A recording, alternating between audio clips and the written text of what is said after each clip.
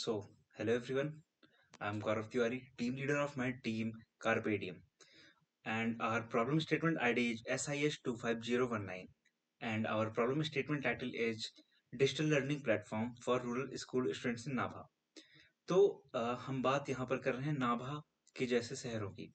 नाभा में अभी हमें एक समस्या देखने को मिल रही है कि वहाँ पर एक डिजिटलाइजेशन का गैप दिख रहा है।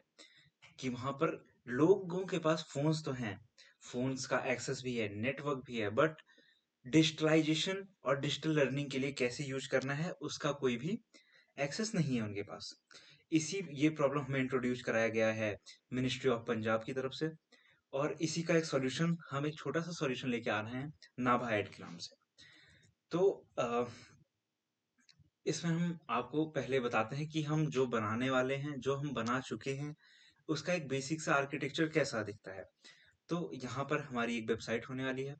उसमें एक सिंपल सा ऑथेंटिकेशन प्रोसेस होने वाला है स्टूडेंट्स का, फैकल्टी का, इंस्टीट्यूट का और एडमिन का, या फिर हम कह लें गवर्नमेंट का। उसमें वेब ब्राउज करने के लिए चाहे हम जो डिवाइसेस का यूज कर सकते हैं, चाहे पीसी हो, डेस्कटॉप हुए, चाहे वो हमारे स्मार्टफोन्स या टैब्स हुए। तो एक ऐसा यूनिफाइड प्लेटफॉर्म होने वाला है जहाँ पे हमें सारे स्टडी मटेरियल्स को डिजाइंड और स्पेसिफाइड वे में एक्सेस मिलने वाला है, जो कि स्पेसिफिकली रूरल स्टूडेंट्स के लिए डिजाइन किया गया है, जो कि सिंपल से बेसिक से डिवाइसेस पर काम करने वाला है। और ये सारी लैंग्वेज में अवेलेबल है। सारी लैंग्वेज बोले तो हम जैसे कि हिंदी हो गई, इंग्लिश हो गई या फिर पंजाबी लैंग्वेज हो गई। तो इसमें हमारा एक सर्वर होने वाला है, उसमें एक डेटाबेस होने वाला है जहाँ से हम सारे रिसोर्सेज का एक्सेस और सारा डेटा को कलेक्ट करने वाले हैं। इसमें हम आपको बता दें तो इंटरेक्टिव वीडियो लेसन्स होने वाले हैं, डिजिटल लाइब्रेरी है और प्रैक्टिस सेशंस हैं। इसको और ज़्यादा एलोबरेट करने के लिए हम चलते हैं अपने मॉडल पर। तो ये रहा जो हमने एक नाभा एड के नाम से एक प्लेटफॉर्म बना रखा है। ये हमने स्पेसिफिकली नाभा के लिए डिजाइन करा है। वो उसको डिजिटलाइजेशन और एक डिजिटल इंडिया की तरफ एक और स्टेप आगे बढ़ाने की तरफ ये हमने काम करा है। तो हम इसमें बताते हैं कि इसमें साइन अप का पेज है जो कि मैं आपको ओपन करके दिखाता हूँ। यहाँ पर स्टूडेंट्स को अपना एक अकाउंट क्रिएट करना होगा जो कि ऑर्गेनाइजेशन ही क्रिएट कराएगी। यहाँ पे नेम, फिर ईमेल, उसका पासवर्ड और यहाँ पे हम अपना क्लास सेलेक्ट कर सकते हैं।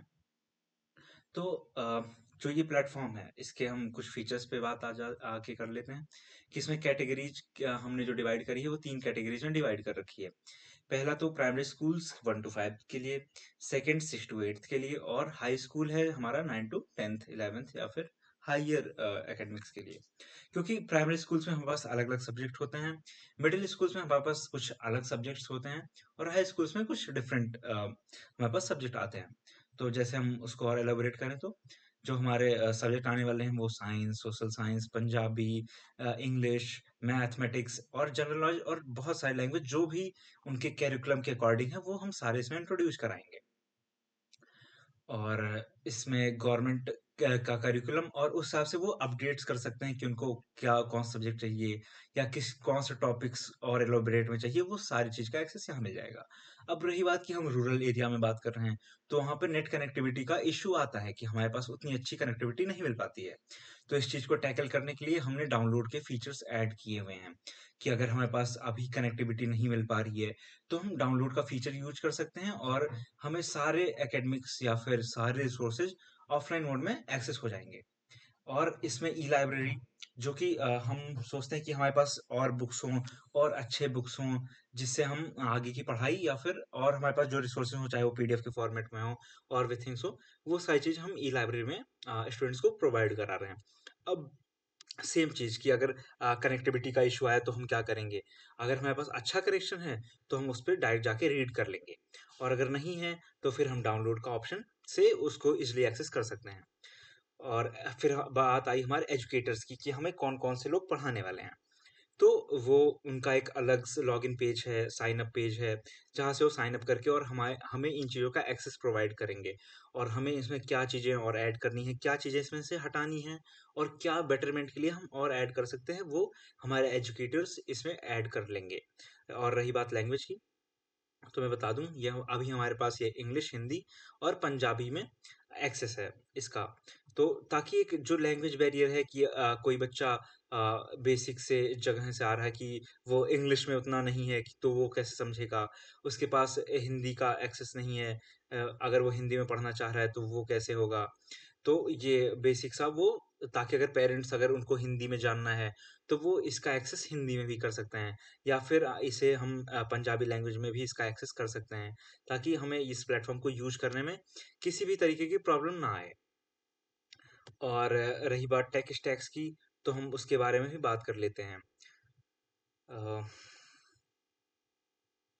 टेक स्टैक्स जो हाँ, इसमें यूज़ होने वाले हैं, फ्रेमवर्क के लिए हमने नेक्स्ट.जेएस यूज़ करा है, लैंग्वेज के लिए टाइपस्क्रिप्ट यूज़ करा है, यूआई कंपोनेंट्स के लिए हमने सैडसियन का यूज़ किया है, स्टाइलिंग के लिए टेलविंड, सीएसएस और बैकएंड और डेटाबेस के लिए फायरबेस का यूज़ कर रखा है। और आइकन्स के लिए ल्यूसाइड रिएक्ट, फॉर्म हैंडलिंग के लिए react hook, form with jot for validation और चार्टिंग के लिए रिचार्ट्स यूज किए हैं। ये सब लेटेस्ट टेक्नोलॉजीज हैं जो कि किसी भी प्लेटफॉर्म को बिल्ड करने के लिए और हैवी कैपेसिटी को एक्सेस करने के लिए, ताकि लैग्स ना हो, टाइम कॉम्प्लेक्सिटी कम आए, उन सब चीज़ों का ध्यान में रखते हुए ये लेटेस्ट टेक्नोलॉजीज का यूज करा गया है। और ये सारे लैंग्वेज के ऑप्शंस दे रखे हैं। आई थिंक कि ये एक अच्छा माइलस्टोन सेट करने वाला है और एक अच्छी एजुकेशन प्रोवाइड करने वाला है नाभा जैसे जगहों के लिए, ताकि एक बैरियर लैंग्वेज बैरियर या फिर जो एक गैप हमें दिखता है अर्बन और रूरल के बीच में, वो हमें ना देखने को मिले। वो एकम्प्लेस कर लें, वो गैप हम फुलफिल कर लें और एक एजुकेशन एक डिजिटल एजुकेशन हम नाभा को प्रोवाइड कर रहे हैं। और थैंक यू सो मच।